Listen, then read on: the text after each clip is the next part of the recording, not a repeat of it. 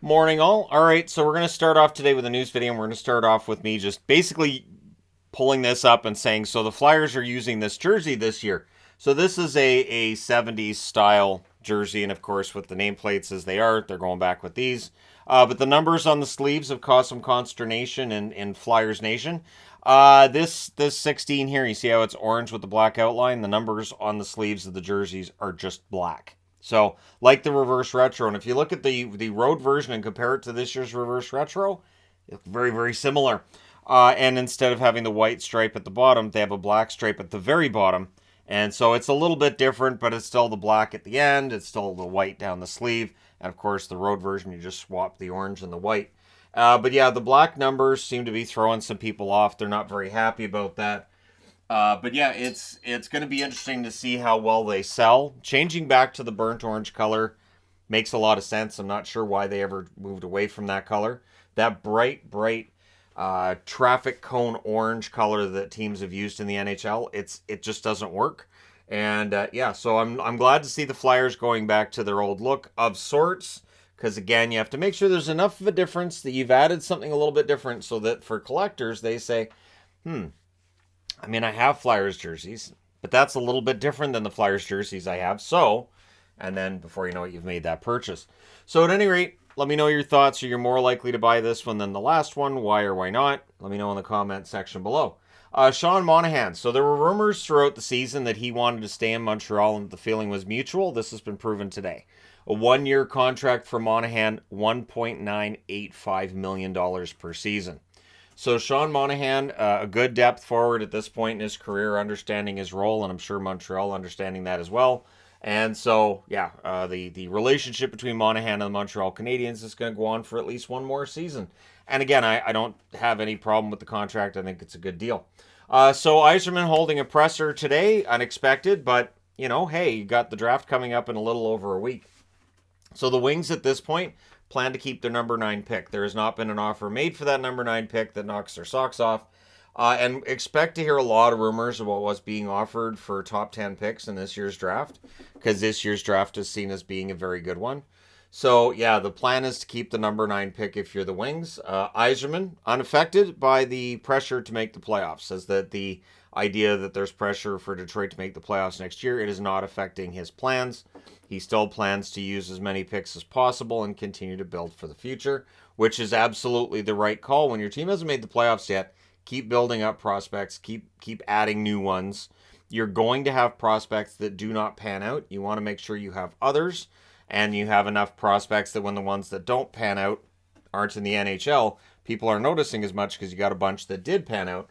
Also, he will be taking the best player available, which is always the right call. I think that past the top, 5 or 6. I mean, I know there's the talk about drafting by position, but when we look back at draft mistakes, very often it's teams drafting by position rather than best player available. So we'll see a guy drop in the draft. Sometimes there's a good reason for that. Joe Veleno is an example, I think, of that, where Veleno has not really established that he should have been drafted a lot earlier than he was because he dropped in his draft year. And so we'll see. Also, he says that the Red Wings will be in the market for a goaltender, but more along the lines of looking for one that'll play in Grand Rapids this season, thus the Grand Rapids jersey. And that he wants to see if, maybe Kosa can be the backup next year. If Kosa can be the backup to Husso, we'll see how that all goes, but he wants to give them the opportunity and believes that you need a backup who can play a minimum of 30 games. And so that's where he's at right now. Doesn't sound like there's any chance of either Nedeljkovic or Hellberg coming back. I mean, we're so close to unrestricted free agency. A lot of guys are at this point closer to just saying, you know what, we're just going to let this guy go, or the players saying, you know what, I want to test the market. So I think it just gets tougher and tougher to re-sign players as you get closer to July 1st. And I get it. You've got this chance at freedom and hearing what all 32 teams think of you. Why not? So an interesting move today. The Arizona Coyotes have placed both Zach Kassian and Patrick Nemeth on waivers for the purpose of buyouts. And so that wasn't unforeseen with Nemeth, apparently. I think it was Daily Faceoff had a list and he was on it. But Zach Kassian, a bit of a surprise, although maybe this came from Kassian. Maybe it was Kassian, told them, hey, I want to play somewhere else. they may have looked to move him, and maybe there wasn't any interest in Kassian at this point. As an unrestricted free agent, I think a team will give him a cheap contract for a fourth line role. And at this point in time in his career, he might be more in looking towards a chance to win. After playing for so long in locations where he didn't necessarily have a great chance at winning. I'm thinking of his time in Vancouver. I'm thinking of his time now in Arizona. Of course, he had a chance to win in Edmonton as well, but he may be looking for a team where he has a chance to win, and thus could give them a deal where maybe he only makes $800,000 next year, or maybe even a league minimum of $775,000. But I don't think Kassian will retire. I think Kassian will get signed, and we shall see. It's always tough to predict, because when you get to third and fourth line players, they can be seen as, well, I'd like to bring him in, but we kind of want to get one of the young kids into that spot. So we'll see what kind of offers he gets and where he ends up going. So speaking of top 10 picks that there have been calls on, apparently Jarmo Kekalainen getting called about the number 3 pick, saying that none of the offers that have been made have been anywhere near prying that pick from his hands. Keep in mind that spot should be Leo Carlsson. It might be Adam Fantilli, depending on what the Ducks decide to do it too. And whether it's Fantilli or Carlsson, they're seen as top-notch first-line players, probably sooner rather than later. So yeah, I don't blame Columbus for not being anxious to make any kind of crazy moves. There is some pressure on Jarmo to get the team into at least contention for the playoffs next season, but I don't think there's any need to go crazy with the whole thing and trade the number 3 pick for some veteran help. That may not be help for that long. As of, for instance, with Detroit in that number 9 pick, Eiserman said that they would not really consider any move for a player who's not going to be there long term. That if they're going to trade out part of their future, they want to make sure this player is going to be there for the long haul, not just for a couple of years, which rules out any pending UFAs being traded for by Detroit with future assets. And that's a smart move. Absolutely a smart move, and I think it's the right move, too, for Kekalainen to hold on to that number 3 pick, and I think they will pick at 3. Now, in UFA talk, both Jeff Merrick and Elliot Friedman on 32 Thoughts, they believe that the Bruins are interested in Oliver Ekman-Larsson. That wouldn't really surprise me. When he was available from the Coyotes, he made it clear he would only go to 2 teams, Boston or Vancouver. So now that he's been through Vancouver, it's possibly ends up going to Boston. While I totally understand Vancouver buying him out because at this point he wasn't worth the contract he had, the reality is that in Boston, as a number 5 or 6 defenseman on a team-friendly cap hit, I think Ekman-Larsson could bounce back next year.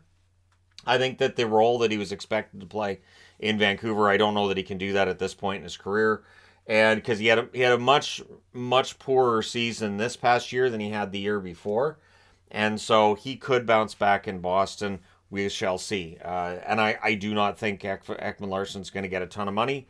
But coming out of the situation with Vancouver where he gets that big buyout, he's going to want to prove them wrong. And there might be some anger behind this. Apparently OEL was buying a house in the Vancouver area with the belief that he was going to be sticking around long term. Which kind of comes back to a storyline that we've heard before with National Hockey League players. You buy a house, you move. It's a military rule. If you're in the military, don't buy a house because you're gonna have to move. I saw that in Chilliwack many times. Yeah. So my dad wants to buy a house. He doesn't think we're getting posted. Figures we're gonna be in Chilliwack for at least another 5 years, and then a couple weeks later, yeah. So we found out we're going to Borden, which is like all the way across the country. Anyway, so that makes the whole thing a mess. But yeah, it's somewhat the same with athletes, right? You want to grow roots, you want to get your family set up, and then all of a sudden you're on the move. So, Bolduc has signed a 2-year extension with the New York Islanders. On the surface, it looks like he gets less money. His contract was $842,000 this past year. Now he makes $800,000, but there's a difference. The contract that's expiring at the end of this month, he got paid, I think it was $75,000, $80,000 at the AHL level, and he spent a lot of the season at the AHL level. So sure, the NHL side of it was a higher number, but he spent most of the season in the AHL, so he wasn't paid at that rate for long. This contract's $800,000 per year, and it is a one-way deal. So even if he's in Bridgeport, he will make that $800,000. So he's coming off of a year where he played 17 games with the Islanders, had 2 goals, 1 assist for 3 points in that time, and we'll see how things go and if he gets into more games for them this year. The Hall of Fame class will be revealed tomorrow. It is likely that Lundqvist will be the headliner. There's another Henrik that could be joining him in Zetterberg, and then after that, your guess is as good as mine. Although, again, the McGillney push is there. Whether or not he gets in, we'll see. But yeah, the push is definitely there for McGillney. And it will be interesting to see whether or not he gets in. But let me know your picks and like for Hall of Fame and all that. And of course, not on the board because I already reviewed it. But last night, Coachella Valley won that game against Hershey to force a Game 7 tomorrow night in Coachella Valley. All right. Let me know your thoughts in the comment section below. As always, don't forget to hit like and subscribe. If you're browsing your way through, you just happen upon this video. Thank you guys so much for watching, for all your support. I will talk to you again soon.